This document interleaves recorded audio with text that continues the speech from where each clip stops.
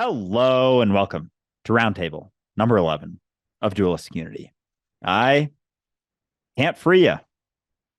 I can't say anything or do anything that makes you any more free than you are right now, because really it just comes down to your perception of yourself and how free you feel and how well you can recognize in yourself that there isn't anything that's actually imprisoning you besides your own perceptions and your own ideas and your own limitations that you place upon yourself that limits that freedom.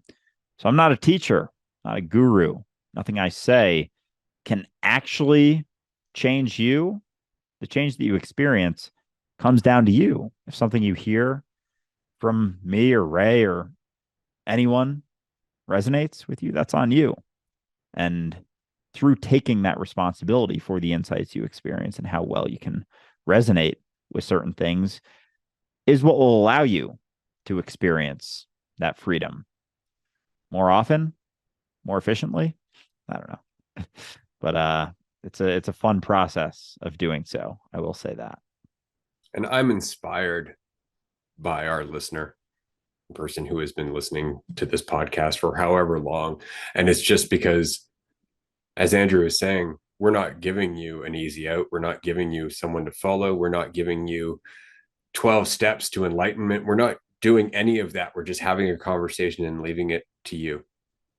And that takes courage. It takes strength, and it takes the willingness to not look for a shortcut, because that's often what a belief is. That's often what many different coping mechanisms are. That's often what different types of ego are. They're just shortcuts to some fiction of happiness that doesn't last because it's not actually based in reality. And so to you and all the work that you've done to get here, it's inspiring. Keep doing it. The entire reason that we are here is for people like you with the strength to not need to attach to someone as a teacher. So we're very grateful, and you do inspire us. Continue to do so. So with all of that said, I hope you enjoy this live stream that is Roundtable number 11 of Dualistic Unity. And there we are, Roundtable number 11. I'm very excited. The last Roundtable went really well, and this one is, of course, going to go just as well. For everybody who is just joining us, thank you so much for being here. Of course, if you are in the comment section while this is being recorded live, you can actually participate in this roundtable by asking questions or offering subjects, and we will do our best to cover them as they come up and discuss them as we find interest in them. No promises, of course. And so today we are joined by Mark, who was with us last time, and of course, Amanda, who people always know because she's such a fundamental part of Dualistic Unity on the Discord. And of course, she's been in a previous episode, and she's always in our groups. And Amanda was at the last retreat and will be at this retreat and all the remaining retreats, because again, she is fundamental to Dualistic Unity. So hi, everyone. How you doing, Mark? I'm great. Just got back from a workout and a busy day at work, so I'm hopped up. So I'm great. Beware. That's awesome. That's awesome. I love it. I love the energy for sure. And Amanda, how about you? I'm doing fantastic. I love to show up because it's just so much fun. So you've got me pegged. You can pretty much find me at something related to Dualistic Unity for the rest of my life, unless I am dead or in jail. You know, one of those two things might keep me from a meeting. Unless they happen for Dualistic Unity, in which case you're always there in spirit. I'm just saying, pulling out all the stops, right? But thank you both for being here, as always. I do have a gripe, not really a gripe, kind of a celebration, but first I'm going to pass it over to Andrew. Oh, damn. I was getting ready for Ray's gripe. Excited for it. But yeah, with I don't know, with the jail and death stuff, it's funny, like my perspective on all that has changed quite a bit.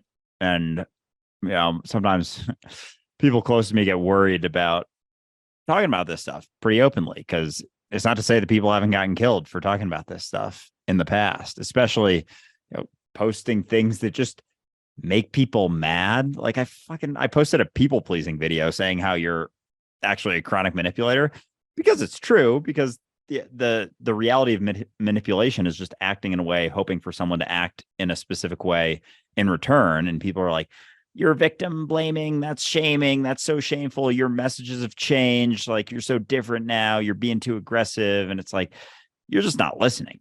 You're just not hearing what's actually being said. My messages really haven't changed. They've evolved. They've gotten a little bit more clear over the last 2.5 years, but the fundamental core of it, that you're whole and complete as you are, there's nothing you have to change. There's nothing wrong with you whatsoever, hasn't really changed. And just because you point out certain tendencies that people have that are rooted in manipulation, it doesn't mean I'm saying that they're bad people. Like we just, you're the ones connecting manipulation or manipulative behavior to being a bad person. If something's manipulative, it's just manipulative.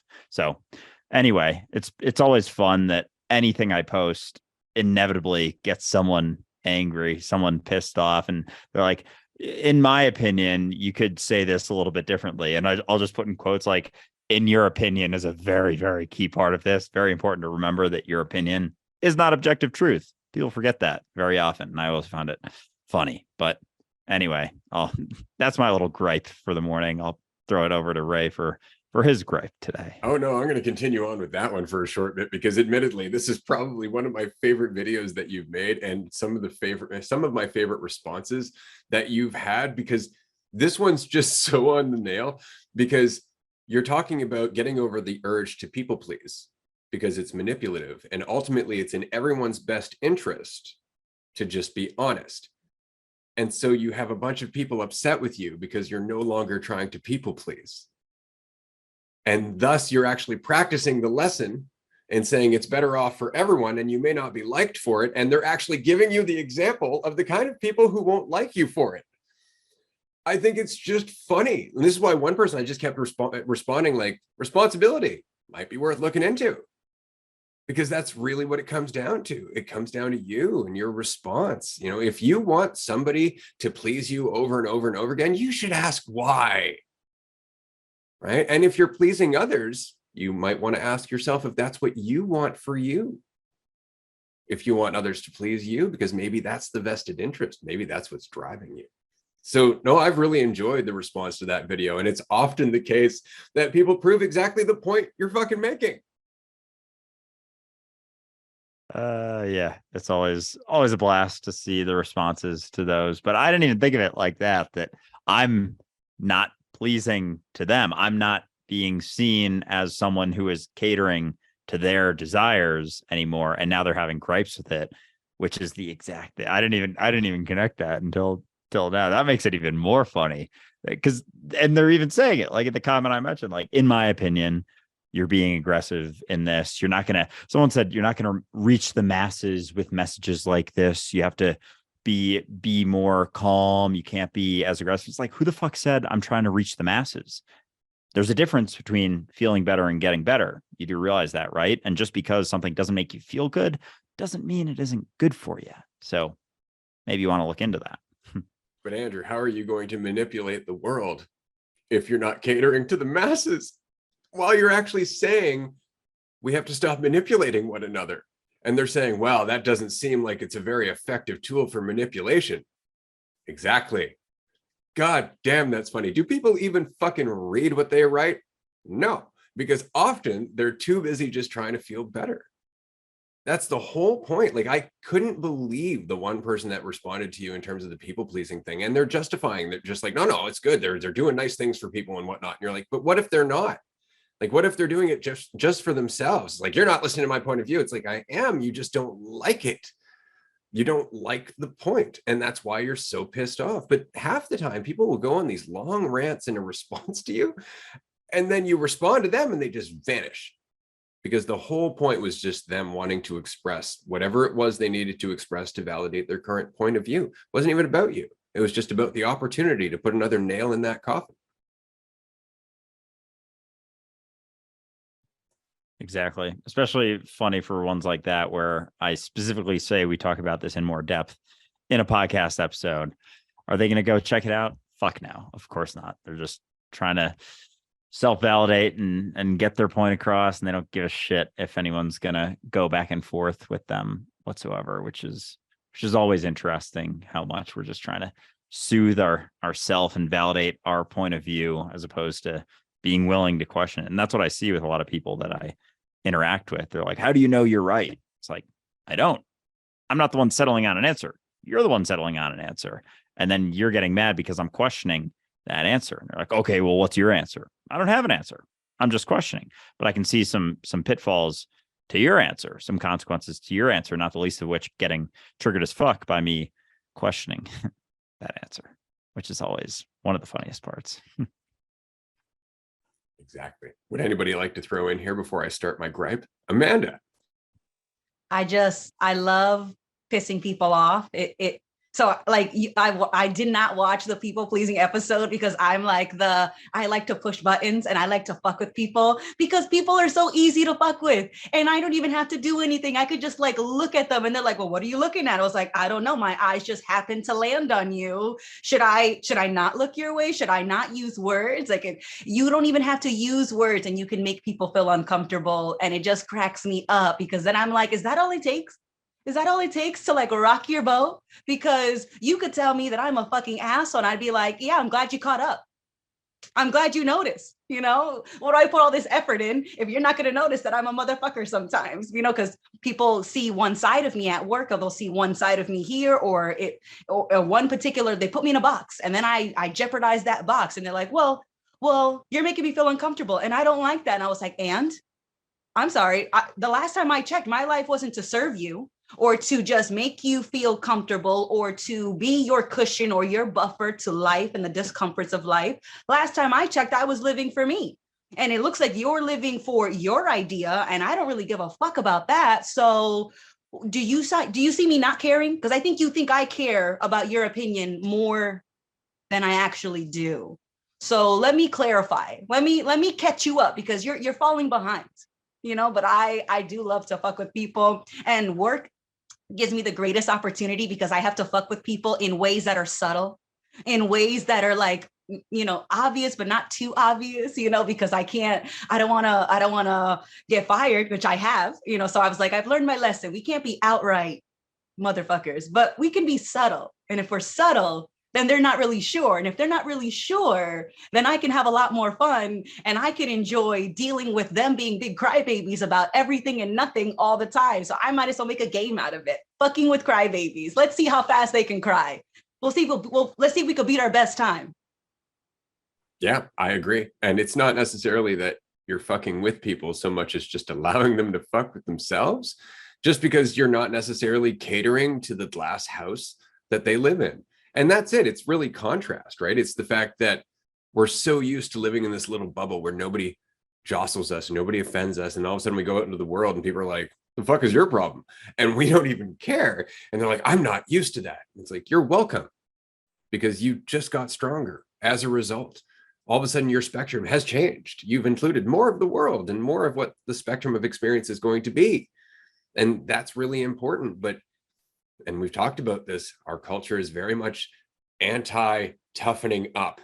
That's ableist, right? You really have to just cater to everyone's insecurities. You have to make everyone feel good all the time. And that's terrifying because if we always focus on that, then every little upset seems huge. And if that's not like the worst part of being a teenager, I don't know what is. Because when you're a teenager, everything seems like the end of the fucking world. Everything. And the only way we get out of that is through experience. The only way we get out of that is through recognizing that our petty little problems were petty little problems compared to, say, paying rent or surviving in the world. But if we're never required to face that, if we're never required to go out, get some context, go through some hardships, you know, change our spectrum in terms of perspective, then we continue to live in this little bubble and everything's a threat. So at that point, yeah, people are just fucking with themselves and you can do nothing except just be a little goofy and it'll fuck with their whole day because they won't understand. Like Amanda gave the example of looking at someone and them wondering like, why is she looking at me? Straight up, because you could be judging me, because maybe you like me and I really need that validation. Maybe I'm just really paranoid. You know, and that's the whole point, is that there's all of this stuff going on when in reality, Amanda just glanced your way. And then stopped glancing your way. Didn't mean a damn thing about you. But our brain really has problems with that because I don't know, it's weird. It's almost like we think that if we stop thinking about ourselves, we would suddenly lose value. Possibly. I know that I tend to just be having so much fun in my little bubble, but the minute that someone comes into the bubble and they're usually upset, I'm like, wait, what? And so then I just instinctually burst their bubble. Like it just instantly happens because I'm just like, I was dancing in public. I was singing a cappella. I was making a joke with a stranger. I was doing anything that felt like I just wanted to do in that moment. And the minute that someone comes in and it's like, here are my preferences, here are my conditions that I never told you about, but now you have to submit to. And I'm like, wait, what? No. How about hard no? I could care less about your preferences. And then watch me fuck all the way off and just do what I was doing, which was living to the beat of my own drum and not doing it to bother anyone, but it just naturally bothers people. And so once they share that discomfort, I'm like, okay, not my problem. Your feelings are yours to deal with. Now watch me walk away and act like that moment didn't last, like that moment didn't stick to me. So even when people will see me, they'll get bothered by me. They'll tell me that they're bothered. I say, yeah, okay, that's fine. Not my intention, but you got to deal with those feelings because that looks like it ruined your day. And then I just go about my day like that moment didn't happen. And I shed that moment so quickly. And then they're like, damn, she doesn't give a fuck if I'm mad at her or if I'm not, or if I like her, if I don't like her. Why does she not care about my opinion? I was like, because like I've done that. I've lived for other opinions and it did me no good to cater and to submit and to try to jump through 1,000 hoops. And then I was like, set the hoop on fire, watched it turn into a pile of ashes. I was like, fuck the hoop, fuck jumping. I'm going to go do whatever I want to go do. If someone's bothered by it, that's their fucking problem. And it's not my intention, but I'll let you know it's not my problem if you try to make it my problem. Absolutely. Yeah. I love when people say something like, that's offensive. It's like, it's offensive to you. It's offensive to you. Let's clear the air here. It's not objectively offensive. You're just offended. And people forget that. It's the same thing with, like, in my opinion, it's like your opinion isn't fact. In fact, that is just allowing you to feel a little bit more comfortable about the situation and validate your own things, hinder your growth, yada, yada, yada. But Ray, going back to your point of thinking about yourself and not doing it so much anymore. Like people don't even fathom doing that almost. And I wanted to throw it over to Mark because I know you've been on a bit of a high recently through not thinking about yourself very much. And I know there's probably a lot of people out there who are listening, who will listen to this, who are like, not think about myself. How the fuck would I live? Could I even survive? Like, well, yeah, I think you could. So I'd love to hear just a little about your experience with not thinking about yourself so much after having done so for a very long time. You know, I'm still kind of evolving in it. But it's like every day, I'm just still kind of amazed that all it took was for me to make a decision to think differently. And that's it. You know, and I'm trying to remember, what I posted the other night on Discord. I was driving home from picking up some takeout. You know, I ordered a great filet and went and picked it up. And I was driving home and I just started crying because I thought, I just put this shit down. That's all I did. I just set it down. I didn't do anything else. I didn't take any classes. I mean, of course, I've, tried to work on myself for years, whatever, but that still didn't change how self-conscious I was and how every person that threw a glance at me, I thought was judging me and thinking about me for days and everything that I had done, which obviously that's not the case. And, but, I was just like, I'm 49 years old and, a few months ago, I just got the realization that I could actually set it down, and I just set it down and walked away. And I've carried this my whole life, and it's controlled everything I've done. Every decision I make is bounced off of what someone would think or what they would think about me or whatever. And I just stopped. And I'm not saying that still doesn't go through my head sometimes. Sure it does, but it's very fleeting. It's very fleeting. And even at this point, I mean, it's really not much of a factor. I mean, like I said, I'm still in process and probably always will be, and that's fine. But boy, oh boy, if I just stay where I'm at right now, I've won, as far as compared to the rest of my life. But that's what I keep wanting to tell people. I mean, I can't tell people you don't have to work through things. I can't tell people you think you need to work through your trauma. I can't tell you that you don't. But I just can remind you that you can just sit it down. Maybe something will come back later at some other point, like it did for Ray in that example we had a few, recently, that, you just you just set it aside for a while. And then later on, when the time was right, something came up. That's fine. But, you really don't have to move forward right now. You can sit it down. And I'm one of those people that was always like, well, I hear everybody saying that, I read all this, but it's not that easy. But then it actually is. You just have to do it. And, it takes a little bit to get there, but it is possible. Don't tell me it's not possible, because if anybody can do it, I did it. It's possible to just sit it down, nothing else, just drop it and go. And I was driving home from the gym today thinking, there is nothing about me that is who I was 6 months ago. Nothing, not one thing. And wow, what changed? Nothing. That's it. So that means that anybody can do it. So yes, you can sit it down. I'm not telling you have to, but you can. You can do it. God damn, that's inspiring. I love how you put that, because that's exactly what it is. And it made me think that so much of our problem is the fact that we don't know we can set it down. And so the weight just compounds over time. It'd be like if you just held, a 5-pound weight in your hand forever, it would become incredibly hard to hold. Right. And I think that's it. It's not that you're necessarily like bypassing all your trauma, but you're just putting it down until you can get some strength back and then pick it up willingly. Because every time you put your identity back on, every time you put your ego back on, you're putting yourself back in the shit. It's kind of like visiting relatives from when you were young. Immediately you start to go back to your old habits of how you responded and whatnot. You're like, fuck, I'm back in it. And you're not. It's just that you're back in that old habit and back in that environment. So all of your old triggers are there. Same is true as soon as you identify. As soon as you start identifying as you again and your self-concept, all your shit comes back up. But like Mark said, you can put it down. So it's not necessarily bad that it comes up, because then you can take it in a bite-sized piece and go, oh, that's interesting. And then put it down and reflect on it, learn from it, get rid of it, and then pick everything back up again later, feeling how much lighter it is. But you have to put it down from time to time. And oddly enough, this ties into my gripe, because I'm 43 and I've spent years not taking care of myself before I woke up, and admittedly in small increments after I woke up.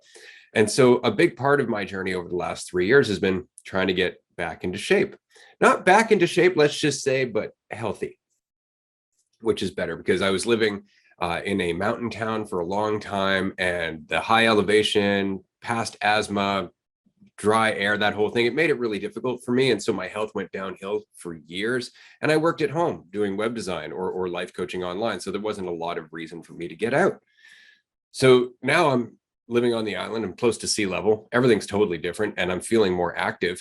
And so I get inspired. I'm like, I'm going to go out, do some exercise. I'm going to, get healthier again. And then I forget something else in my life, and then I have to go back that way. Right. And then I get overly involved with that part, say cardio.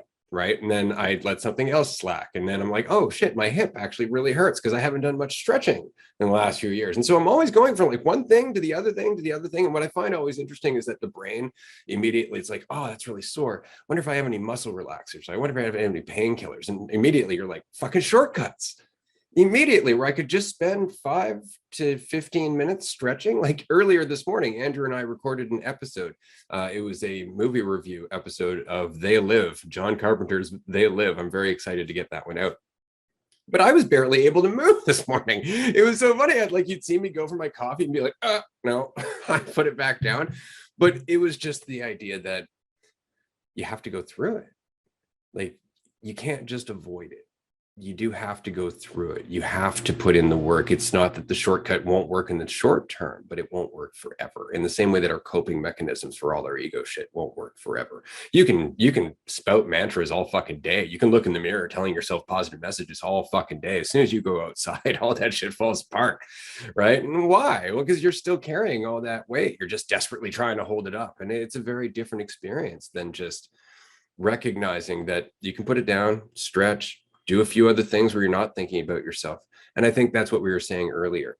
We're so lost in that one form of exercise, let's just call it, which is the egotistical illusion, that we don't do the other forms of exercise, which is putting that shit down, stretching, being in reality, doing a little meditation, right? Or just being present without constantly being something or needing to be something or needing to get somewhere or needing to worry about how other people see us, needing to succeed and measure up and all that other shit. Like it's exhausting. It's exhausting just talking about it.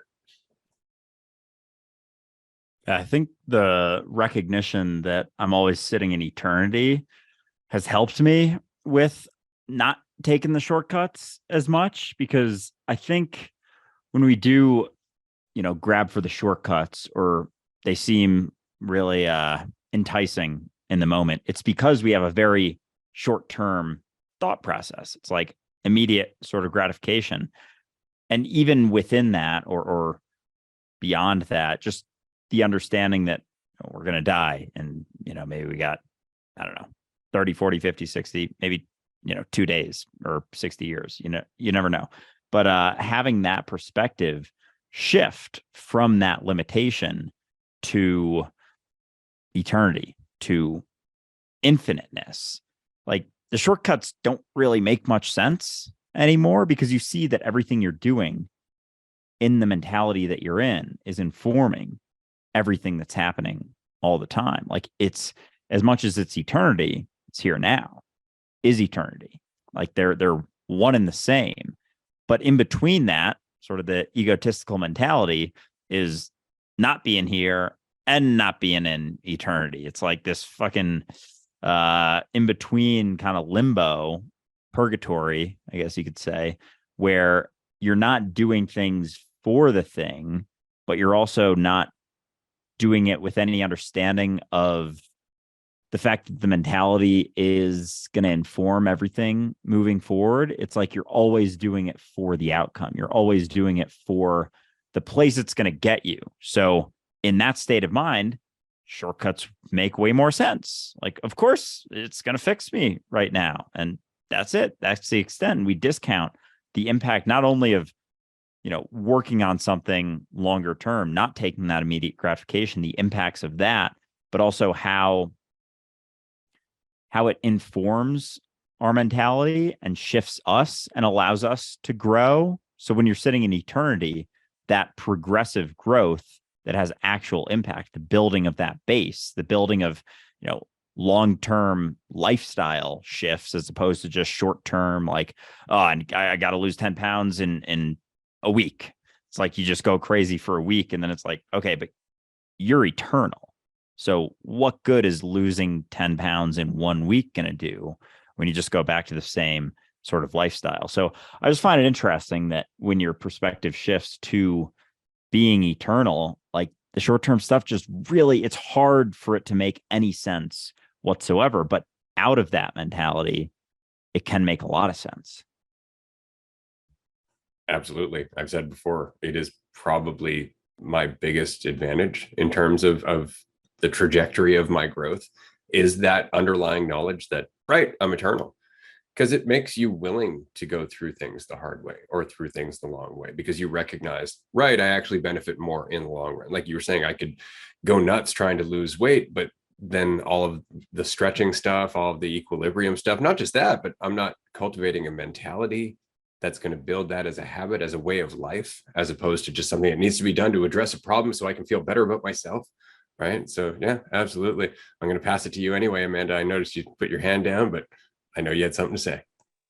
I was just thinking about the way that I used to view shortcuts was that I didn't want to pay the full price for anything. Let's say it was losing weight, and I didn't want to pay the full price of changing my lifestyle so that my lifestyle would naturally give me the results I was looking for. I would try to pay a shorter price of just cutting out carbs or going on a fad diet and then losing the, let's say 10 pounds, only to pay a bigger price later, because then I would eat a bunch of junk food, or the fad diet would end horribly like they do. And then I would have gained 20 pounds instead of holding on to that 10 that I lost taking that shortcut.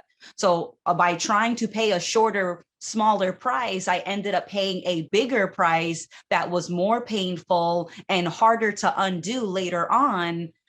And it's like, we're in eternity. Like, there is no shortcut. Like you have to do it the long way, which is just living a lifestyle where you're always paying attention, where you're always listening to your body when it says, hey, I need to stretch. Because as much as I used to pretend I couldn't listen, my body's always talking to me. My life is always talking to me. The factors, the circumstances are always talking to me. And it's I choose to not pay attention. And then I end up paying bigger prices, more painful prices, when I could have just been living a life, paying attention to living that life versus just thinking of life as a means to an end. Well said. I like how you put that, for sure. And I have to wonder how much of our mentality is influenced by our current capitalistic society, because normally we would associate paying the full price with getting the best value. But that's not true in our culture, is it? So it would almost make you skeptical of the entire process. Well, that's interesting. Yeah, it's like the full price is how well it seemingly builds your idea of yourself, as opposed to having any actual value rooted in reality whatsoever. Like, that's really where we're at. It's crazy. Like with brand name stuff and all that shit, and like all of these things that do the exact same thing, and yet the price range goes, for a car, for example, they all do the same shit. Especially like, you can get a new car for X amount of money. I don't know, like a very solid car for $30,000. And then you can get one that does the exact same thing. Maybe not even as well for some of the shit that's like, $400,000 or something. You can't even drive it on a street that has a single pothole in it because you'll, bust a wheel or something. And we've just gone so far from reality, so far from the functionality of things. And I find it very interesting just how often we do things for, the exterior, for the show, for what people are going to think about us because we have it. It's like, and with that whole thing of like, as much as we own things, the things we own us. Like when you really start to see that, like that hits pretty hard, because all the stuff that we have doesn't, I don't know, it's taken us in the opposite direction of the things that we're trying to get out of them. Like it's actually taking us further. It's just like, building a positive idea of yourself. You think you're actually doing yourself some benefit. And that's one that runs rampant through our entire society. It's like, oh, just think happy thoughts. Just, tell yourself positive things. Do positivity affirmations. And it's like you're building the root of your suffering even deeper. And it's not a solid base. You're building it off of things you have to tell yourself. Like it's just, it's fascinating. Agreed. Mark. Well, it goes back to, I think in something I read, one of your ebooks or whatever about balance, you need to acknowledge both, don't label, first of all, you label everything positive or negative. That's still just an opinion. Opinions are not facts. Thoughts are not facts. But, I've also been mentioning lately how, a lot of these things I've heard and understood for some time, but then there's been some kind of threshold that I've crossed where it's tangible. And, and I think that's really, I try to think how can I, when I think about how I can help, for people that it may not be quite so tangible yet, is there a way to bring them to that point? And I think, well, no, just being involved in the conversation and being hopefully an example, just, being who I am and sharing that, and what we all do is the way to help others there. But when you talk about eternity and the willingness to experience things, that's one of those other things that has really, I feel like that there's some kind of a threshold of really feeling it that I've gotten to as well. And I want to give this example, even though it's strange, but I've thought about it recently and I was really surprised at myself. I have certain opinions about where I think, things might be headed, or could things that could happen in my reality, or in this, in this country or whatnot, these worst case scenarios, or however you want to describe it. And I actually used to be pretty terrified of that. I mean, I am in and many of us can be in some sort of a marginalized, segment of society or whatever. So you never know what can happen. But lately, when I think about that, I have a totally different perspective. And, because I used to imagine, say some kind of disaster happened. I'll never forget when Italy was falling apart at the beginning of COVID. Basically Italy fell apart. It was like, disaster apocalypse movie. And then it started here, and I was having these feelings of like a big wave just washing over, like just, figuratively, but like I just felt it coming, for a little bit, because we had no idea how the US was going to handle it, if the same thing was going to happen. And so I had images of society collapsing, right? And everybody out for their own, and us scavenging, and it being painful, and, and then scary thoughts about having to kill my own food and stuff like that, But it was terrifying to me. And I was really terrified for some time. But like lately, when I think about it, I feel totally different. It feels like I'm like,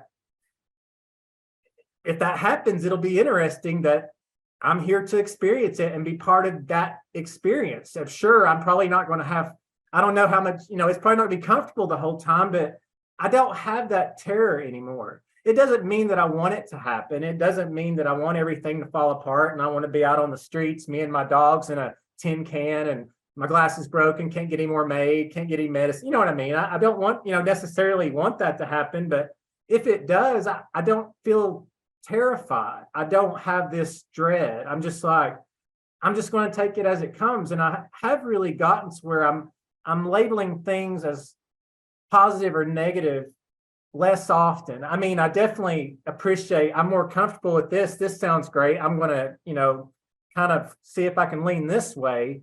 But the things that happen otherwise, I am seeing as more of a, well, let's just see what I can do with this.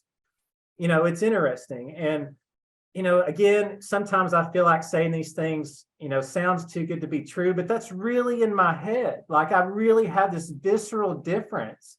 And I feel like, when you talk about, like you were saying, Andrew, more willing to go through things or to go through these processes. I see it as this gathering of this. I see it more as just gathering the experience and seeing what part I can do with it. And it's just like when I'm at the gym now and I see everybody at the gym, I really see, and there's all different people there, all in different levels and different reasons they're there. And I think about that and I think we're all just different aspects of experiencing this experience from all these different perspectives. And it's just completing one big picture. It's just so neat. And I don't know if all that makes sense, but it's like the evolution of whenever I'm out and, I do all my errands on the weekends. And I've mentioned a few times how my perception of people has been different. A year ago, I mean, I'm pushing my cart through Walmart, get out of my way, don't look at me, I got to get out of here, I hate people. That was me, honestly. And it's different now. It evolved to me, looking at people and picturing myself in their position. Like everybody I looked at, I'm like, I've been there. I've been sitting at the H&R Block booth before. I've been standing talking on the phone, blocking the aisle with my cart before. I was relating that way. And then as time went on a little bit, a few weeks later, I started seeing people as different aspects of one big personality. Like I'm like one personality aspect, seeing it this way. That's another personality aspect. More of like we're all one, just different expressions of that one, which totally makes, feels good to me right now. and it just keeps going that way. And I'm just, like I said, it's just, sometimes I can't believe that I really feel these things, and I'm not just telling myself. Like you say, I tell myself all this positive stuff all the time, but do I really feel it? Is it really in there? We can go through the motions, but I'm really feeling it. And it does change everything. Like, I'm not as afraid at all. I don't have this terror. I'm just like, this is what it is. Let's see what I can do with it. It does make it an adventure, and it's tying all the things that we talk about together. It is like a game, just like Amanda talking earlier about making certain things games. It's like everything feels that way. Sure, some of it, is a little sharper than others, but I'm still getting better at just like still kind of looking at it, be like, okay, well, that was a pretty rough one, but let's see what I can do with it. It's really neat. I just can't express enough how neat it is, and how it is. It does happen. It comes. It can come. You can get there. I hope all that made sense. Perfect sense. Absolutely, it makes sense. And just from somebody who's been watching the system and felt that wave myself numerous times, specifically in 2008, I remember very much in the economic collapse going, oh, fuck, here it comes. But we've managed to limp on. We've managed to, patch the holes in the ship numerous times. And it's not that things aren't going to change, but I just wanted to say, Mark, that for a long time, I thought to myself, fuck, how do we stop this? Because we're on a sprint to annihilation. Like, we're just dashing right for that cliff's edge. Like, we're not even thinking about it.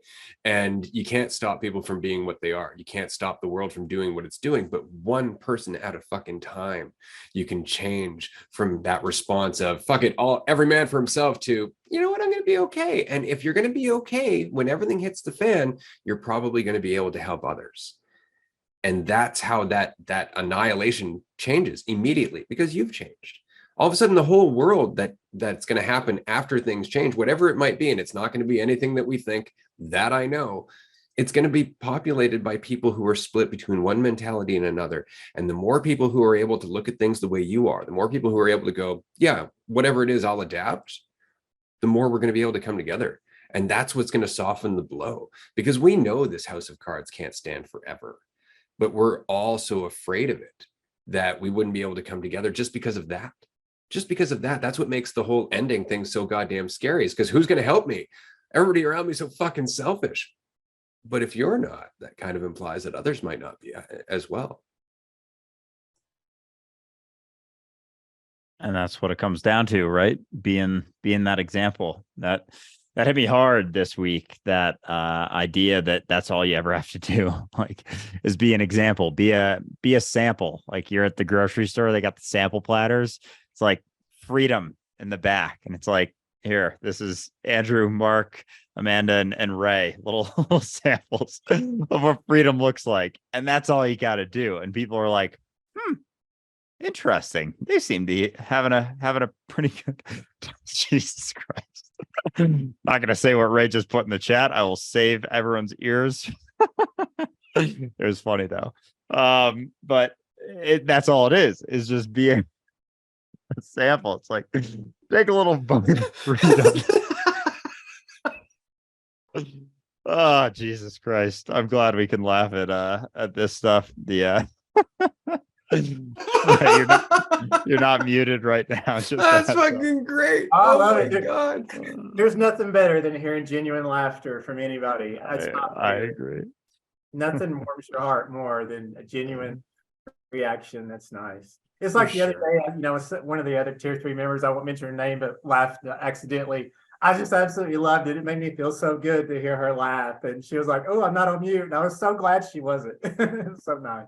Yeah, and that's it. This is the whole point. Like, these roundtables aren't meant to be some intensely serious conversation, because who fucking needs that? Really? I mean, we all just want to come together and change our lives. That shouldn't be something that's necessarily constantly cerebral. It's just like working out. Like I was saying earlier, it's got to be a little bit of everything here and there. Like, you have to have some serious conversations. You have to have some moments where you're crying and dealing with your shit. And then you have to have moments where you're laughing at the absurdity or dancing around because you can. Like, there's such a balance to it. And so I just wanted to throw this out as some shameless self-promotion that if you would like to join us for this very fun conversation, you can do so by being a Patreon member. Tier 2 and Tier 3 members can actually join us every 2 weeks on these Roundtable episodes. And you can be here to see what kind of terrible things I'm writing in the chat section that you currently don't get to see. Yeah, it's such an important point, and I appreciate you bringing that up because like people take it so seriously. We were talking to Paige about this yesterday, like with the spiritual community. It's like this drudging path to enlightenment, and there's like the right things you got to do, and you can't say this, you can't do that. Careful what you question, careful with this. And it's like, fuck all that, right? Like, god damn, people got to lighten up a little bit. And I don't mean, love and lighten up, like fuck that stuff too. And I feel great saying fuck love and light because it's just another set of rules that you have to live by. There are no fucking rules. There's no rules to being free. If you place rules on top of being free, it's no longer free. So all this shit about like, I don't know, like PC culture, like saying the right thing, not saying this, being able to say that, it's like, have sensitivity, have empathy, absolutely. But if you're living your life so concerned with, I hope I don't offend this person, it's like, if that person gets offended by every fucking thing you say, fuck them. That's on them. That's something they can work on. And I love when people comment stuff like, oh, this is a little bit offensive, or ooh, this is a little bit aggressive, or ooh, and it's like, maybe you just find it aggressive because you're sensitive as fuck. And that's something that you can work on. You can work on things in yourself. You don't have to get the whole fucking world to cater to your individual little pitty preferences. For the love of God, for the love of me. That's right. It's the meek that shall inherit the earth, not the weak. Mark. Exactly. No, it just reminds me again, I've shared this before, but every time in the past when I had, gone on any kind of date or anything, I'm always trying to be something else, trying to be whatever I thought made the person most comfortable, gave me the best odds of whatever being accepted. And then, last, I guess it was November, it was shortly before I showed up here, that I had a date where I just let it go. And I was just 100% authentic, and I thought it was going to work out, and, it totally didn't. And then I questioned myself like I always had for 1 to 2 weeks. And then it was around, 2 weeks after that when, that's kind of when my head just kind of, I don't know, whatever brought me where I needed to be started happening. And that's when I showed up in the back alley of DU. But that's when I was like, wait a minute. No, I'm going to do that again. The other person was the person that had the discomfort. I felt great the whole time.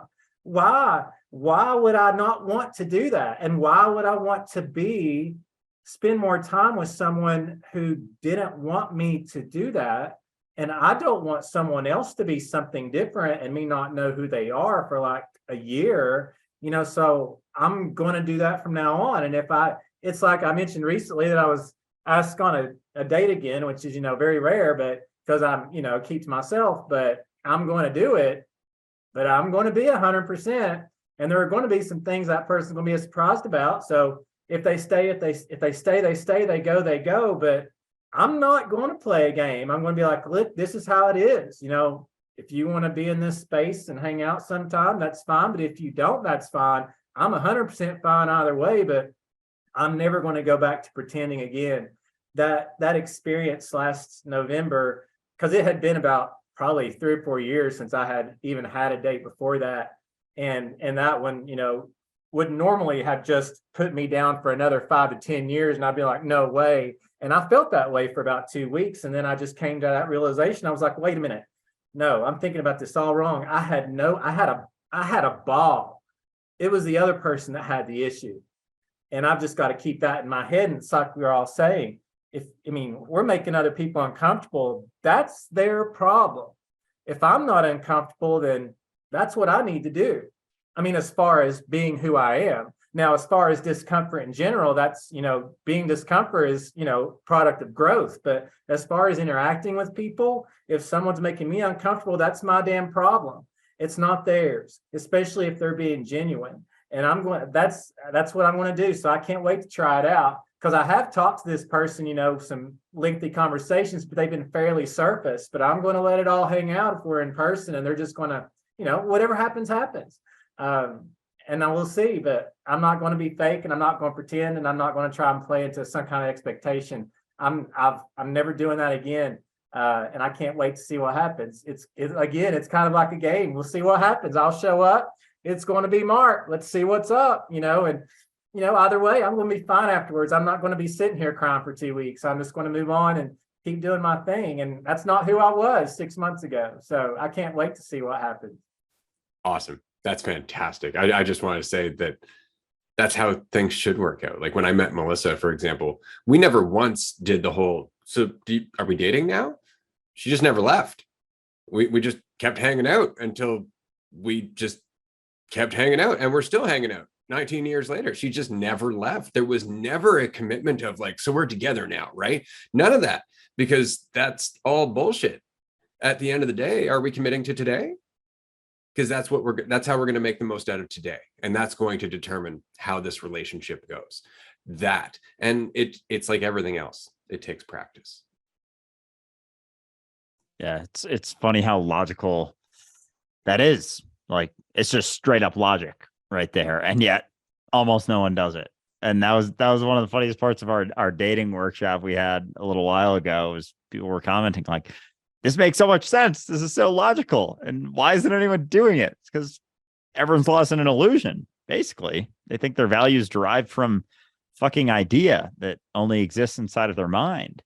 But it does make so much more sense. But there's a way of seeing yourself, or a letting go of yourself, that allows it to make more sense. Because until then, it's like, what do you mean there's no certainty? What do you mean there's no guarantee? What do you mean I don't sign this contract? What do you mean there's no label to this relationship?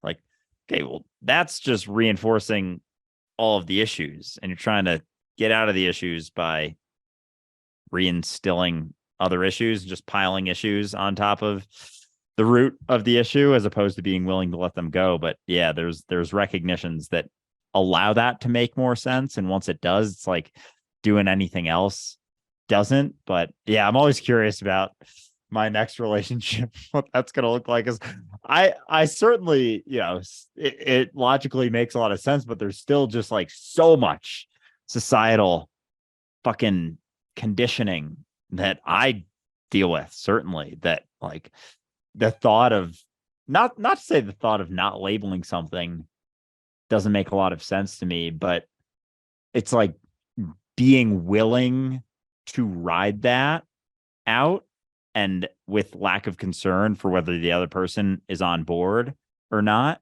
And like, especially if I really like the person, if like being willing to fully let them go, it's like, yeah, talk the talk, Andrew, but get someone you really, really like, and let's see how well you can walk that fucking walk. So I'm excited to find out, honestly, because it'll be a cool experience, I guess. Me too. And I'm going to pass it to Amanda. I was just thinking about, you guys talking about relationships, and then how spirituality is so serious. And it's like, just looking at history, it's like, that's what we've been doing. That's the play that we have been going on stage and playing over and over again, and just changing out certain scenes, certain players, names of players, but it's always been the same thing.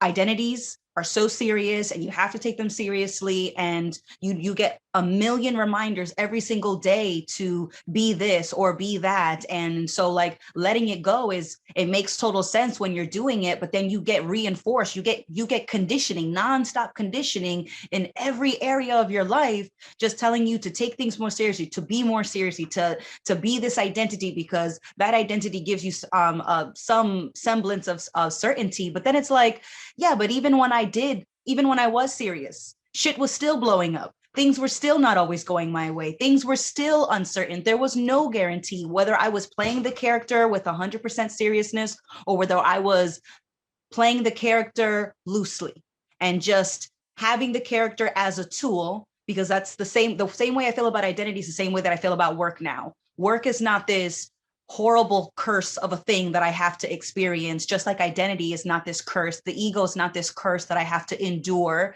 It's a tool.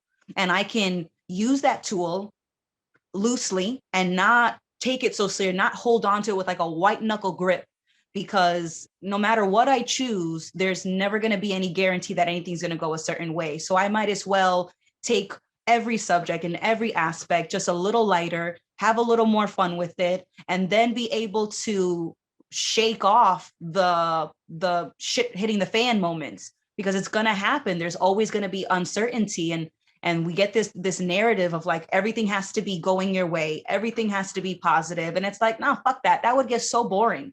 I was like, I just moved into a new apartment, and I've been so busy moving, and I finally, everything's unpacked. We're working late nights, and then I come home one day and I just fucking collapse and cry on my floor. And I'm just like, just because moving wasn't inspired by just a desire to move, it was a toxic family situation that I was moving from. And we did everything so fast. We packed up, we moved, we worked full time, we did all this stuff, and we didn't have any time to process. And then I couldn't stay busy perpetually. So then the moment hits and I fucking collapse onto my floor, and I'm like, damn, it's been like a week and my family hasn't asked me about anything. We just had a like in Massachusetts, it's just got so cold. It's been the coldest it's been in 7 years, and no one asked. And I'm like, yeah, but Amanda, like, we're expecting them to be unlike the way that they are. They have been this character this whole time, and we're only upset because we're having a fantasy about them being the way that families are supposed to be, because I have the narrative in my head that I get conditioned over and over that families are supposed to check on you. Families are supposed to do this. Relationships are supposed to do that. Boyfriends are supposed to call you. They're supposed to tell you that you're pretty. Like, you're like, it's just, you get all these fucking stories, and all they do is just weigh you down, and then letting them go. You have to keep remembering to do that. But then I loved the fact that I cried on my floor. I fucking loved it, because I got to see that I was taking myself seriously, that I was caught up in another story. And so I went from crying to fucking hysterically laughing. And it was fantastic, because it was like, of course we felt this way. You know, I was talking to myself, I was like, of course we're sad. Of course we want to talk to the people that we care about, the people that we've had on this whole ride, this whole time. But then I had like this Groundhog Day moment. And I was like, if this is my life and I go through this life over and over and over with all these same people that are going through their life over and over, and it's just an eternity of going and repeating these cycles, it's like, you know what?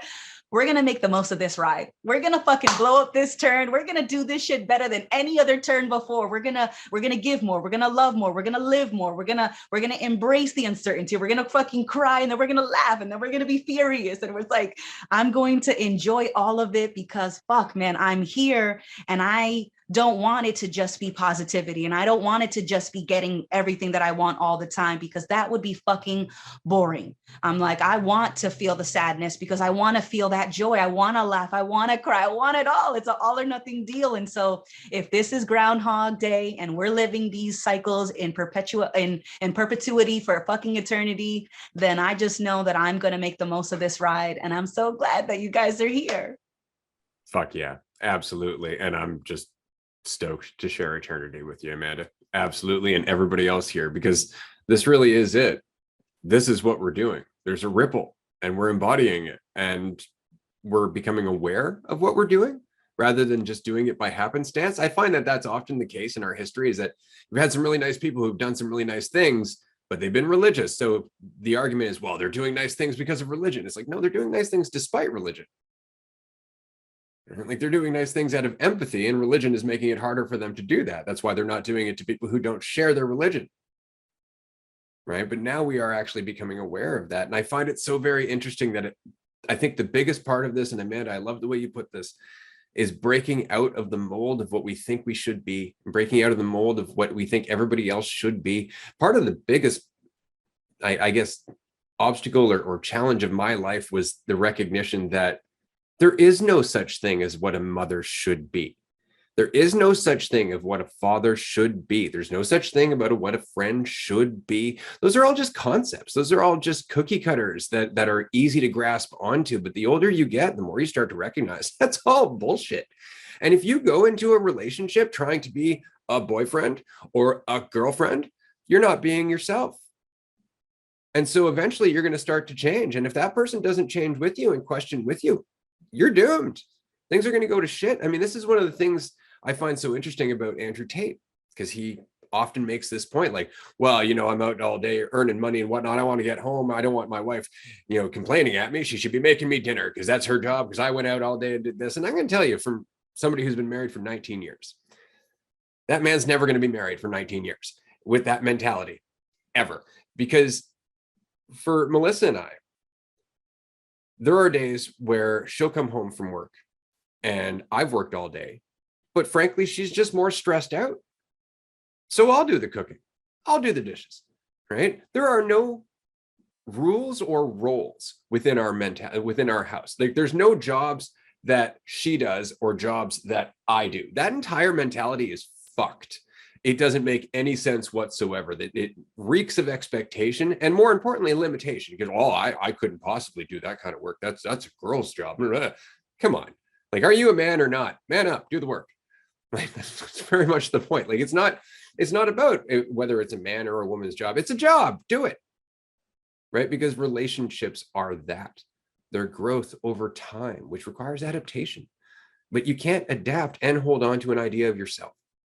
So it's like everything else, whether you're being a boyfriend or you're a girlfriend or you're a father or you're a mom, do you have the strength to not be that thing? Do you have the resolve to constantly question that idea of whatever those things are and not be them?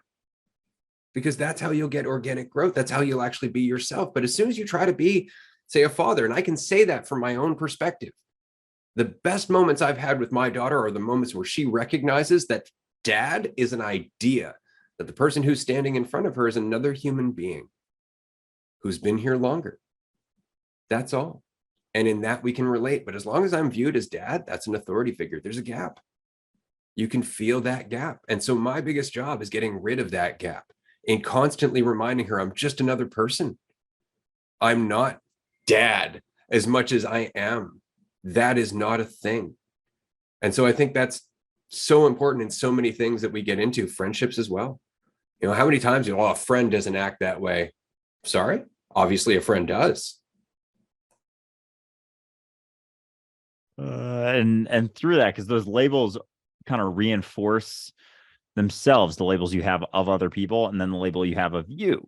So as long as you're holding on to a mother should be this way, a friend should be this way, you have an idea of yourself, inevitably saying, I should be this way. And then you try and live up to that. You try and, I don't know, almost like reinforce it as you go, try and make sure that everything you do fits into that, because that's how you should be. You've built an idea, and now you should be that idea for the rest of your life. And as you said, it's the most limiting thing you can ever do. And we don't recognize that all of it is made up.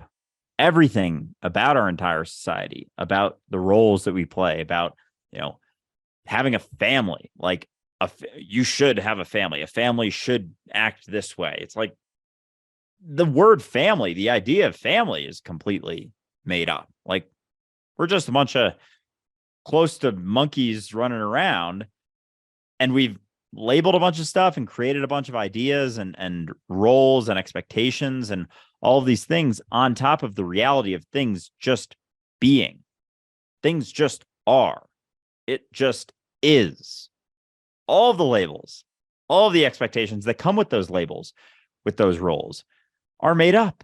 You don't have to keep bringing them into every situation, because anytime you do, anytime you have an idea of what a mother should do, or a friend should do, or a sibling should do, or a teacher should do, or any of that, comes back to your desire for certainty, your desire for comfort, and an inherently uncertain reality. And if you can't come to terms with that, with the uncertainty, you're always going to be uncomfortable. As you come to terms with it, you become more comfortable with everything. But yeah, I mean, that was on one of my first mushroom trips. It just hit me over and over, like, oh my God, things just are.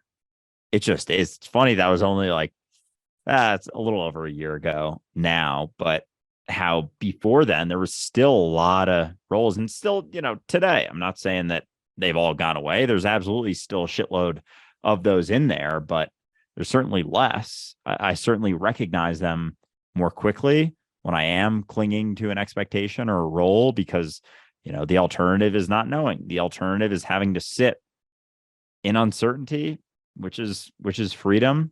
But, it's like the ticket to open the gate to freedom is relaxing into that uncertainty.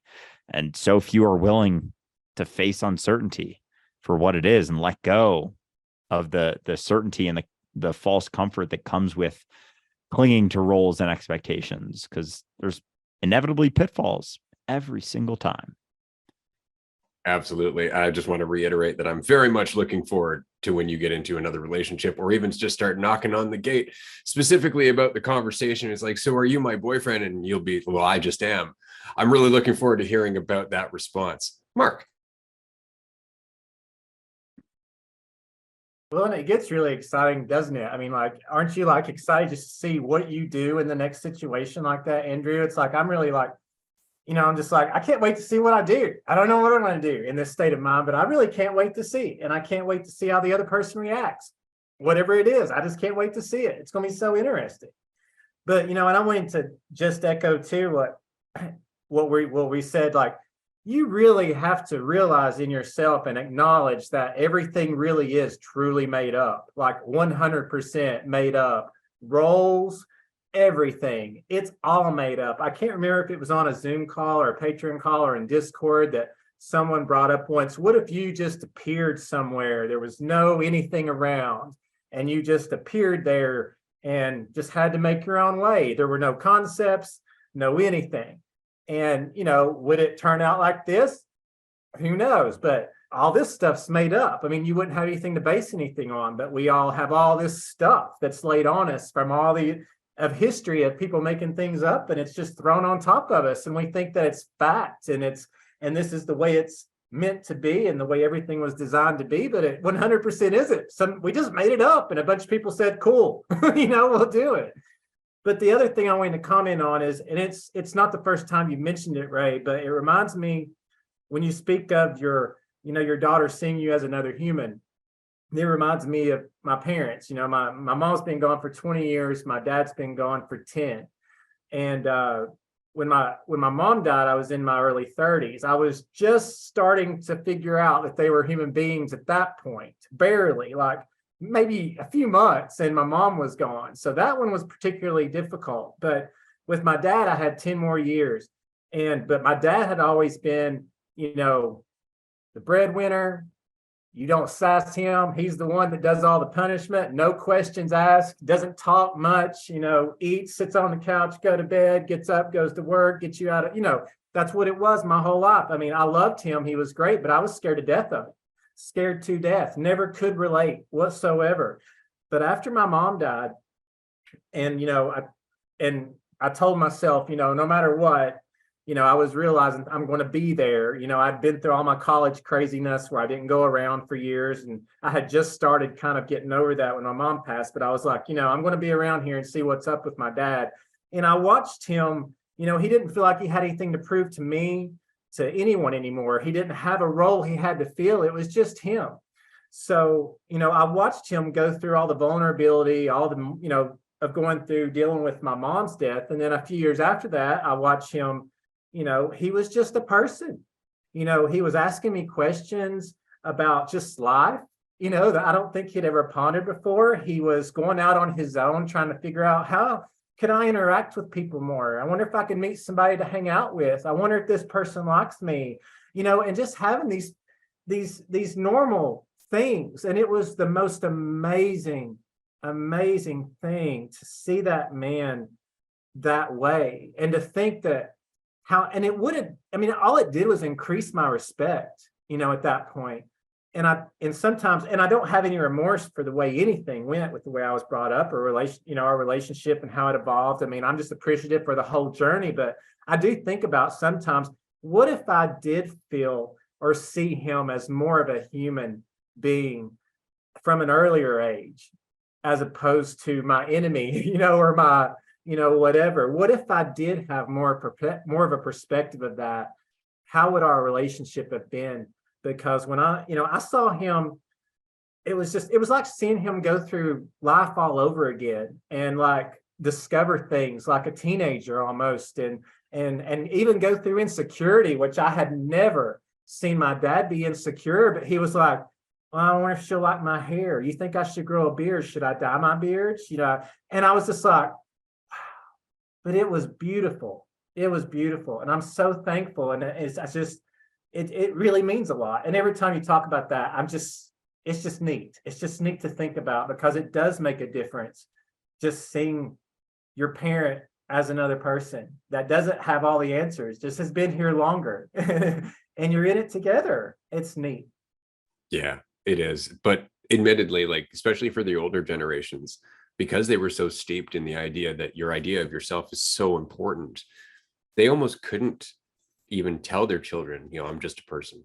I'm just another human being. The idea of letting go of authority was not something that was comfortable, because how else do I teach my kids? Everybody else is over here saying, spare the rod, spoil the child, that kind of thing. And so it's really hard for a parent to, take away their own power, as it were, and take away that authority. But it is so important. And I think that's something that we're doing. Like, even you were just saying, like, you're going to go out on a date, and in that date, you're going to be a human being instead of trying to be someone's partner, instead of trying to be something or fit into a certain role. You're just going to be yourself, and you're going to communicate that to the other person. Like, I'm just being myself, regardless of where this fucking goes. It's just me. Right. And that changes their life. That changes the entire field in terms of dating, right? And so each and every person who's willing to question themselves openly with other people, to actually be vulnerable and go, that idea that you've got, as nice as it feels, it's not me, right? Because that's it, is that when people have an idea of you and it is overly simplistic, and they do want to see you a certain way, and it discounts all of your negatives because it's their ideal, you really do want to go like, yeah, that's me, that cookie cutter right there, it's totally me. No need to question any further, right? Because you don't want to look at your own insecurities. But as soon as you realize they're not insecurities, they're just you. They're just you going through shit. There's nothing to be insecure about. Then you don't mind saying, I'm not that. The thing that you've got in mind is definitely not me. And if you want it to be me, this is never going to work out. So we might as well just cut this shit now and let you know I'm a person and I'm never going to be that thing. And then at least you've got a chance. But I think that's it. The world is changing because there's more of us, not just on the adult side, willing to tell our partners, willing to tell our children, but because of that, there are more children, frankly, that are growing up looking at their parents and asking them questions that the parents aren't necessarily happy about. Like, one thing that makes me really happy about dualistic unity is the sheer number of teenagers that are listening to dualistic unity, because those are teenagers that are very shortly going to start asking their parents, don't you think you're getting a little attached to this idea of yourself as an authority, though? Because I think that's a really important question for parents. Like, do you think maybe we can get rid of this gap between us so we can just be two human beings having a conversation? Because I'm no longer a toddler. You don't have to watch whether or not I'm going to stick my finger into an electrical socket or I'm going to bang my head on the bottom of the table. Like, I'm actually growing up and facing the world. And so maybe we could talk about things like that. Maybe we could talk about things on equal footing. Even though I don't have the same experience, I'm certainly having a similar experience. But again, it requires both parties to have a certain degree of courage as well. And I think that is easier to some degree when we know it's going to be at least received, and often it's not. And that's the only problem, is that often it's not. And I find it so interesting, going back to your dad very quickly, because again, parents from an older generation, this was often the case. They would play the role of dad. And the role of dad was, you never show insecurity, right? You're never wrong. You're always, on it, regardless of what it is. Buck stops here, that kind of thing. And then all of a sudden you let go of that role, and all that insecurity comes up because you're not playing that show anymore. You're not wearing that mask. So it's almost like even just taking on a role stunts our growth. It's like we actually have to go back to where we were before we even started in that role, just to continue on our growth and our evolution. And isn't that interesting?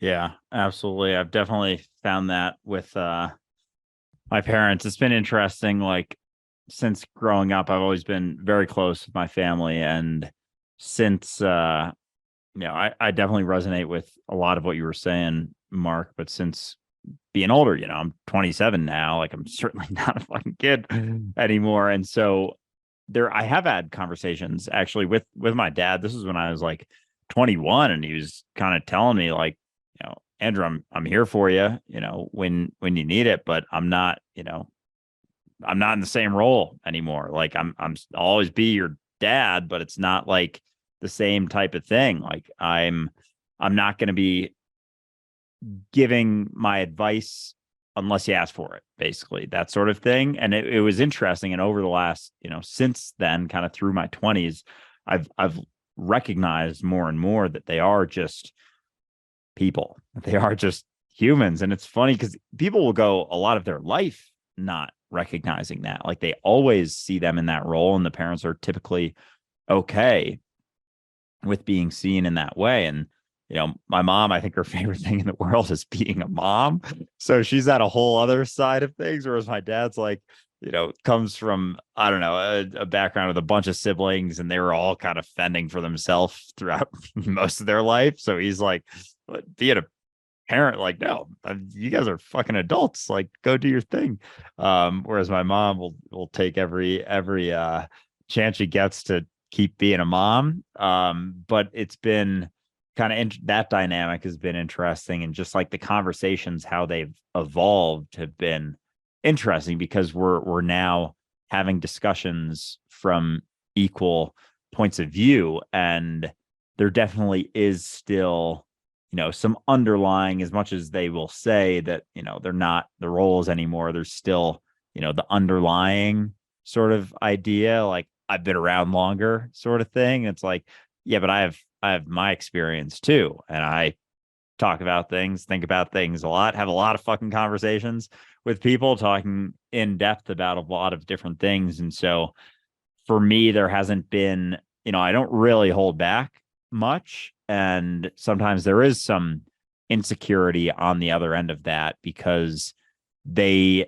recognize that they no longer have this sort of like objectively more knowledge of things. Like I'm coming at things with a very different perspective a lot of times, and coming at things having chewed on them quite a bit, significantly more than the stuff they have. And even when it comes to like nutrition, like I've been into nutrition and understanding the body and how weight gain, weight loss, health, and all that stuff works. For a lot of, like, before I started talking about this stuff, I was way more into that, like fitness and nutrition type stuff. And I did a shitload of research. Like I was always reading stuff about it, reading articles, watching videos. And so coming at all different sorts of conversations, like I am equipped with a lot more understanding, I think, of things than I used to be growing up. And so it's just been interesting seeing that dynamic shift. But even still, with the shift, with being like fully a grown ass adult now, out of like, the college age adult and whatnot, is there's still like some clinging to the roles to a degree, and thinking like sometimes there's still I know what's best. And it's like, well, let's talk about it. How about? And at least there's a conversation now. And sometimes my emotions flare to a degree with different things, but there are a lot more conversations. And I think the willingness to have a conversation and be aware of where everyone's coming from, and kind of, I think I've gotten better at having that sensitivity for where people are coming from, kind of like you were saying, Ray, with certain roles. Back, older generations, the role of dad was like, you didn't show sensitivity, you didn't show vulnerability. Whereas I'm like, on the other end, I'm like, fucking vulnerability is a strength. Let's be more vulnerable out here. Let's show our, true colors all the time.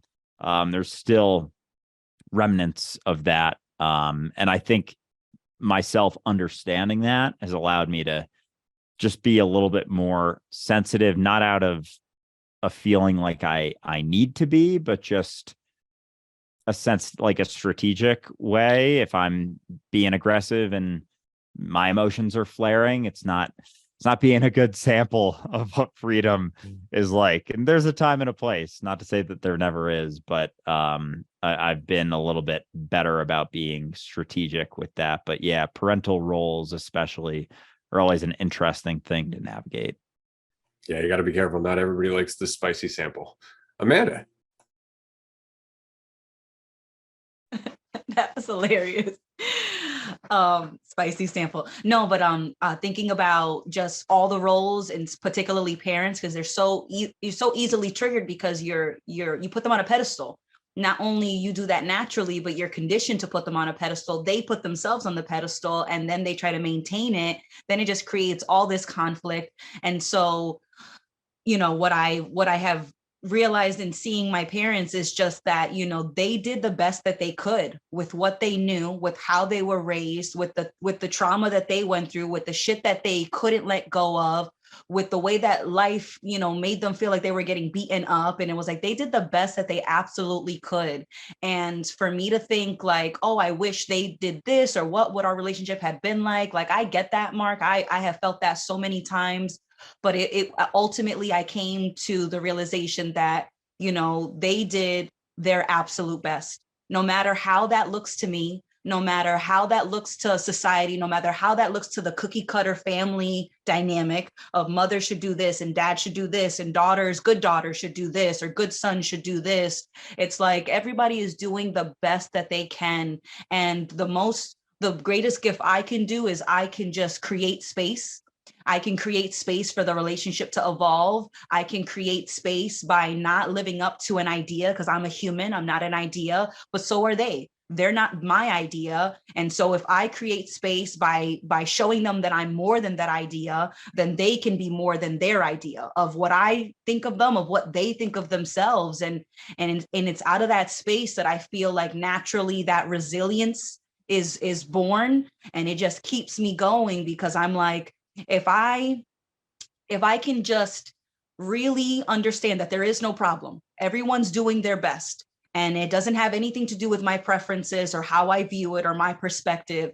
If I can just always remember that everyone's doing their best and I can just create space, things are just going to change. It's not going to be the same shitty story on repeat, whether that's your mother, your father, your sister, your brother, your boyfriend, your girlfriend. It's like, create that space, embody that space, be more than an idea, because you are, and things are just going to naturally evolve. And so that's why I love the idea of that spatial resilience or spatial toughness, because it's not in the idea and it's not in my responses. It's in the space that I embody, in the space that I create, that things just naturally change and they get better. So dealing with my family, it's like, yes, they have an idea of me, and then I can just not really take that idea too seriously. I can still be the human that I am, and I can act like there is no problem, because there isn't. And just by doing that, they can't help but respond differently.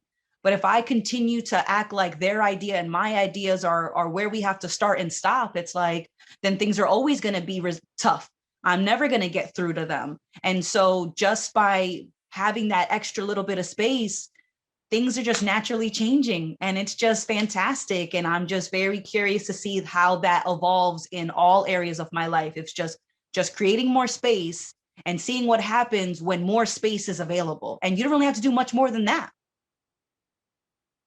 No, not at all. And that's the counterintuitive part, is we're so used to looking at how is it going to work out? It doesn't dawn on us to just let it work out. But it really does work out in that way, that the more you free yourself, the more you're able to free others from your expectations, which might give them the opportunity to free themselves and free others by virtue of that. And we've started a cascade just like that, just through being a little bit more free in yourself. I'm really loving this conversation. We do have a question in the comments section. I do want to bring it up. I'm going to pass it around from one person to the other because it's a great question. I just had one question, which I just brought up. How do I live more in the present? Now, this is a comment or a question that we get quite frequently. Most of the podcast revolves kind of around this insight. If you haven't yet, do check out episode 1 of Dualistic Unity and all of season 1, because it really goes in depth in this. But you asked, and so we're going to explore that question right now. Amanda, we're going to start with you. How do I live more in the present? Check if you're caught up in a story is how I try to. I'm like, am I lost in thoughts? Am I lost in a mental quicksand, or am I actually here? And that's what I usually will check in on myself, because thoughts will feel like a river, and there's such a strong current. And before I even realize it, I've been carried by my thoughts. And so I always ask myself, I'm like, am I here, or am I thinking about here? Am I thinking about what here is supposed to be or what it should be? And that's what I always constantly ask myself. I'm like, are we in a story again? Fuck, we got caught up in a story. That's all right. That's all right. What are we doing? Oh, that's right. We're supposed to be working. Oh, that's right. I'm cooking fucking spaghetti. It's like, whatever. Like, I just ask myself, am I caught up in a story or am I actually in the moment? And it's just constantly checking, constantly paying attention, because I go on autopilot. I can't help it. It's just, I was reading today and it's like, we get 40 billion, no, it's 11 billion bits of information going through our eyes every fucking second, people.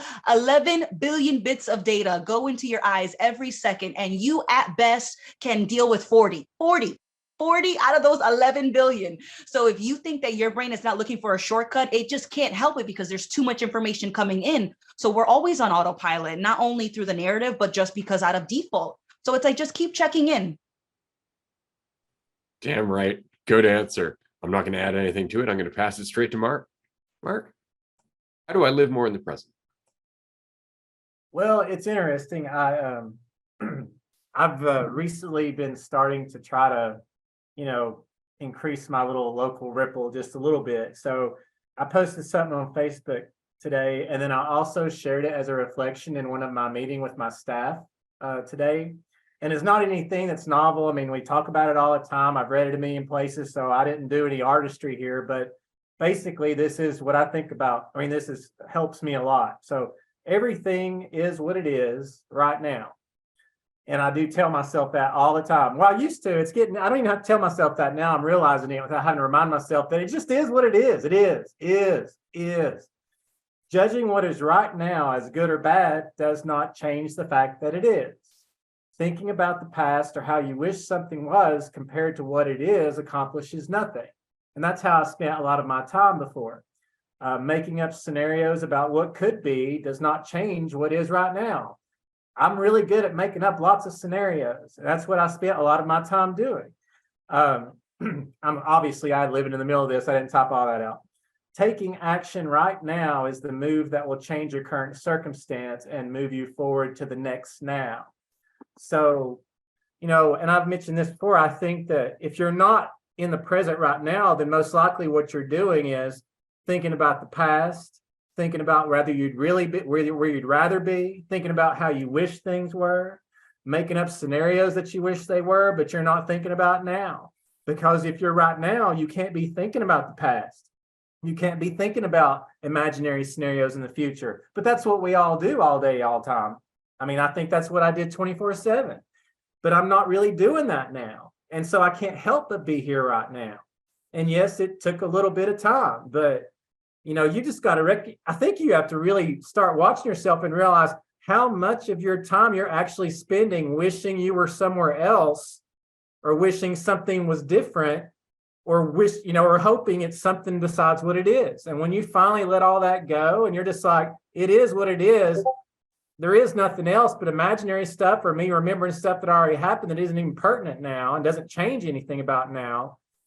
That's what works for me. I just think you'll be shocked, though, if you actually put some effort into looking at how often your thoughts are not right now because they're on the past or an imaginary future.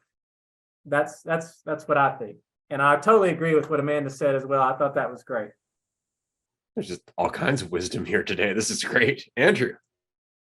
I know this is a nice little throw around here. I mean, you guys covered all of it super well. Just to add on to what has already been said, it's important to recognize that the present is not something that you can't experience. So there isn't an active process of becoming present. It isn't a moment that you enter that you had left and now you need to get back into. Being present is what's left when you let go of all of the things that are taking you out of the present or giving you the illusion that you're not always here now. The ideas in your head, the story of you that you tell yourself with, strengths, weaknesses, opinions, thoughts about what's to come, fears about what was, regrets about what's been, which lead to fears about what is to come. What if it didn't exist? What if you were just born right now? What if that entire idea that you've held on to wasn't that it never actually was you, and you were just here. You were just dropped on earth into this moment right now. Would you be all right? Yeah, of course you would. Be totally fine. You'd be probably better than fine, because you don't have so much of a story anymore. But for me, I think the first thing I remind people is that you can't not be present. And so what stories, as Mark and Amanda have alluded to, what stories are you telling yourself that are hindering your ability to just be where you're at? Because we're always telling ourselves a story. And so I think understanding the mechanisms of what our tools do, the mechanism of our brain to try and be certain about all of the fleeting thoughts, understanding that that's what it does. So it isn't something you have to fight, not something you have to silence. It's just something you have to understand. And then you can see that, oh, that's just what it's doing, but that doesn't mean that it is what it is. That doesn't mean it's the reality of what is. And as you understand that, the thoughts going through your mind, they're just the brain processing things. You can notice them, but you don't have to take them seriously. And so the less seriously you take all the things that feel like they're forcing you out of the present, that are taking you somewhere that isn't here now, as you take them less seriously, they hold a lot less weight. And that's a practice in itself. It's not something that happens overnight. It's not like all of a sudden you're going to go from taking everything super seriously to recognizing that none of them are the truth. But through that initial recognition that all of the thoughts that you have about yourself are never the truth, any positive or negative idea of yourself are never the truth, because they all take you out of where you're at, or at least seem to. And that's the power of our mind, is that it can take us somewhere that isn't here now. We can imagine a scenario that isn't here now, but it's never the reality of what you are, ever, ever, ever, ever, ever. The thoughts about you are never the truth of what you are. And understanding that will allow you to take them a lot less seriously. And it's that idea of you that is the root of what's able to take you out of the reality of where you always are, which is here now. There's nowhere else you've ever been, and there's nowhere else that you'll ever possibly be. That was well said. I like it because it's a bit of a perspective shift. I find it really funny because we spend so much time thinking, like, how do I get more into the present? How do I become more present? And it really isn't about becoming more present. It's about recognizing how often you're running from the present. And you're doing so because of your opinions of how it feels. Because if you didn't think about the present, you would be left with it. And immediately your brain goes, well, what do I think of this? And now you've left the experience of being in the present because you're thinking about it, right? But if you just allowed yourself to sink into the experience that you're having without immediately giving into your urge to have an opinion of it, it would start to feel different. You would start to find that space. And in that space, you'd start to learn how to operate. But the problem is that you're telling yourself you're trying to get somewhere as a way of avoiding it. How funny is that? Oh, man. It's like trying to get to enlightenment. It gives us something to strive for, and it takes us out of the reality of it in each and every moment, or at least hinders our ability to recognize that it's where we're at always. Because you can't, again, even when you feel like you're not in the present, and I keep saying like it takes you out of the present. It doesn't. It gives you the perception that you're not there, but we're always like the mechanism of the ego and the mind is always to add more. So we think being present is something we have to actively do. It's like, you don't have to do anything. And it's like also recognizing that you're always in flow, like everything's always happening perfectly. And your ability to, how clearly you can see that is going to inform your experience. We're always caught up in thinking that things aren't exactly as they're, I say supposed to be, but they just are as they are. And they just are as they are. And you are where you're at. You can't be anywhere else. You can't experience anything other than what you're experiencing. So you might as well let go of your resistance to it. Even when you're experiencing something else other than what you're experiencing right now, that's what you're experiencing right now. You can't experience anything else. You can't be anywhere else. But your thoughts that you should be somewhere else is what causes that suffering, is what takes you out of that recognition that you're always just where you're at. And you might as well sink more deeply into that. And as you sink more deeply into that recognition, let go of the resistance to it, it gets lighter. It gets easier to move around and go through the highs and the lows when you don't have so much weight, that weight being the resistance to whatever you're experiencing right now. And as you let go of that resistance, as you accept where you're at, it doesn't mean that everything just like turns into puppies and rainbows, but it does allow you the clarity to see all of the options that are available to move through. Before then, as you're resisting, you only see the path that you're on, but there's an infinite number of paths in each and every moment. And so dropping that resistance to it allows you to see them. It doesn't make everything incredible immediately, but it drops the weight, drops that, lessens the solidity of the veil. You can actually see other options. And that's what allows you to shift and change and grow more seamlessly with less resistance through life. It's letting go of the resistance that allows for the change that's always been happening to just happen a little bit more easily. Nice. Mark. Just to further reiterate everything that we all just said, the biggest problem is we think we have to have an opinion about everything. We have to assign it positive or negative. Then we have to sit here and think about how much we hate it or how much we wish it was something else or why wasn't it this and when you stop, and I've already said this tonight, but I am a case in point. This changed for me. I don't see things the same way because I'm not sitting here judging them. And I see things differently. I don't see things as positive or negative. Everything's an opportunity, even if it's uncomfortable. Yeah, I don't want to break my leg, but you know what I'm saying? It's still like, what am I going to do with this? This is interesting. I'm here right now. No matter what I think about it, it's still right now. And if I don't deal with it, I'm just going to stay in it until I address it and move on. I just need to take action. My opinion of it makes no difference. It's not going to make it go away. Only me being here and addressing what's in front of me is going to move me to the next one. So, it's about, we just want to label everything, and then we want to sit and we want to sit and just steam in our labels and just keep just going over it and over it, as opposed to just dealing with what's in front of us and paying it attention and moving on to the next thing. And everything you all said, it really does happen. It does change. It does. And yes, it's not overnight, but it freaking happens. That's the thing, is that we're not just saying this. It really does happen. You just have to keep being there and talking through things. And as we all always say, question things and just keep at it, but it will happen. Trust me.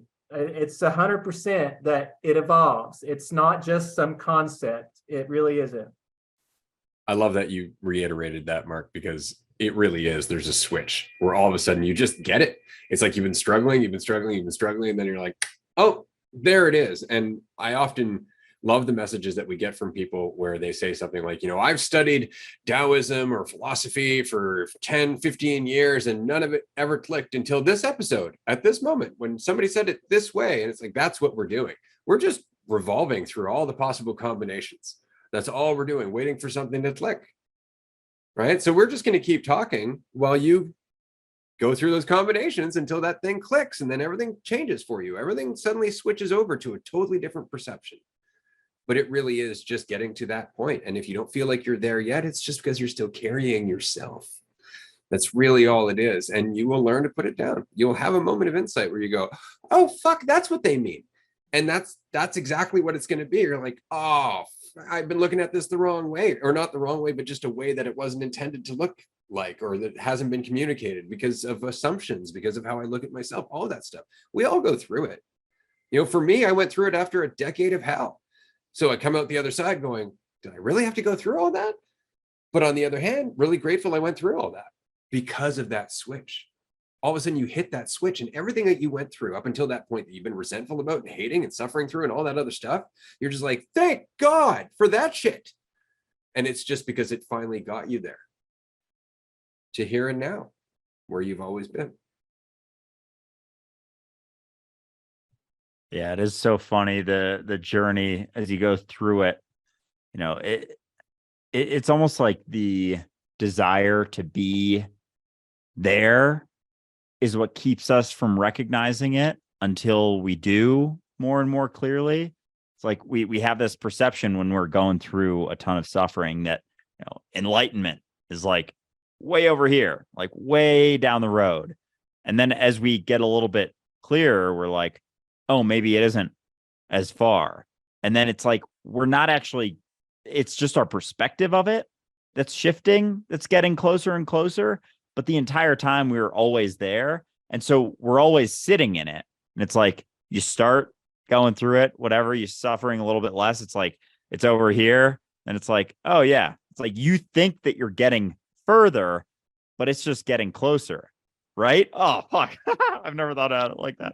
That's fucking funny. So we have the perspective that it's like this, that we're getting to it. And the whole time it's just our perspective of it getting closer to us. And that's all it's ever come down to, is how far we feel like it is away from us. And there's absolutely, walls and barriers and all this fucking shit that we have to go through a lot of times to recognize that it's always been where we're at. I'm not discounting that process, that unraveling of all the things that we cling to. And then we go, in and out, getting caught up in shit as we go. But it does come down to that. It just comes down to the recognition that you've always been there. But as soon as you recognize that, a lot of times there is a frustration, like, fuck, it's always been there. Oh, I went through all that. Oh, but it's like, that's how you recognize. Like, those are inherently necessary to that process. It's not any lost time. It's all informing it. It's all building the base. Because if you were born, not just born with that, you are more or less born with that recognition. You're taken away. It's like as we go through building our identity, it's like that idea gets further and further. And then eventually maybe it gets closer and closer, but we have this idea that's getting further and then we're getting closer to it. And it's just coming back to us because we still have the perception of me going through that path until we recognize that we don't have to anymore. And so if you are frustrated with feeling like you're not getting it, you're already there. And that doesn't sound great when you don't feel like you're there, but you are. And it's not about getting anywhere. It's about letting go of all the things that are making you feel like you aren't there right now. Really, is it? It's about just letting go of all of that. Never about adding anything. You're already everything. What could you possibly add to that? My God, that's so funny, because the perception that we have is that we have to get to the here and now. We have to get to the here and now, but it's because of this illusion that we have of ourself, which separates us from everything that is here and now. So we're not going anywhere. And it's not that the circle is tightening around us. It's not like the universe is getting smaller. It's just that we're getting closer and closer to accepting that we're it. And that's the acceptance of you couldn't possibly be anything but the here and now. There's nowhere to go. And as soon as you let that go, you can start to play with it and actually enjoy yourself. Well, this has been a fantastic roundtable number 11. I'm really enjoying these new formats. Absolutely. Anybody who would like to join us in 2 weeks' time, we will be doing this again. We would love to see you. All you have to do is join us at patreon.com/dualistic-unity. Tier 2 or Tier 3 gets to join us on these roundtables. You also get a ton of other benefits. There's discounts on our retreats. There's discounts on our workshops. There's some merch that you receive, some stickers and stuff. There's all kinds of benefits. And of course, you get to chat with us 2, maybe 4 times a week in our group discussions. And so you will be a much bigger part of this ongoing discussion about where we've always been. So we very much appreciate everyone being here today. Amanda, Mark, as always, you inspire me. Yes, this has been a blast. I really love all of these roundtable episodes, and especially with Mark and Amanda. I love you both very much and always enjoy going back and forth. These things fly by with everything we get into, and just the ease of it is a lot of fun. Like the lack of weight that we're all carrying is really I don't know, you feel it through this, and that's what it comes down to. It's never been about fucking serious discussions. It's about taking it lightly, taking yourself lightly, because that makes everything a whole lot easier. But I appreciate you both very much for joining us. This has been a blast. Yeah, absolutely. And just a reminder to anybody listening that if you would like to participate, you also get to see what kind of inappropriate comments I put in the chat section. So on that note, we're going to end this here. If you can join us, we're going to be doing another group in 15 minutes on Patreon for an hour and a half. So you can chat with us about all of the content that we went through here, or you can bring up something new, whatever you'd like. We'll see you there. Bye, everyone.